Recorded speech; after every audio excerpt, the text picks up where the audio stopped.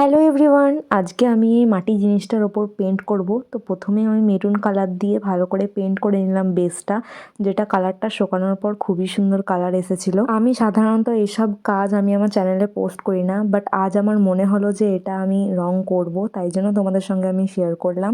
যদিও বা আমি প্রফেশনাল আর্টিস্ট একদমই না। তো প্রথমে আমি মাঝ বরাবর কলকা করে নিয়েছি একটা পদ্ম ফুল, যেটা আমি আগে থেকে ভেবে রেখেছিলাম।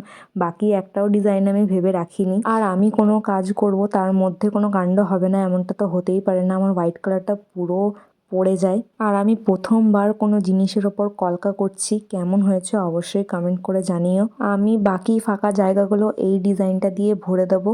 এই ডিজাইনটা আমার নিজেরই চয়েস করা, জানি না কেমন লাগছে। এই ডিজাইনটা কমপ্লিট হয়ে যাওয়ার পর আমি সাইডে একটা ডিজাইন দিয়েছিলাম, যেটা আমি ইউটিউব থেকে দেখেছি। মোটামুটি আমি ইউটিউব থেকে দেখে, গুগল থেকে দেখেই কলকাগুলো করছিলাম।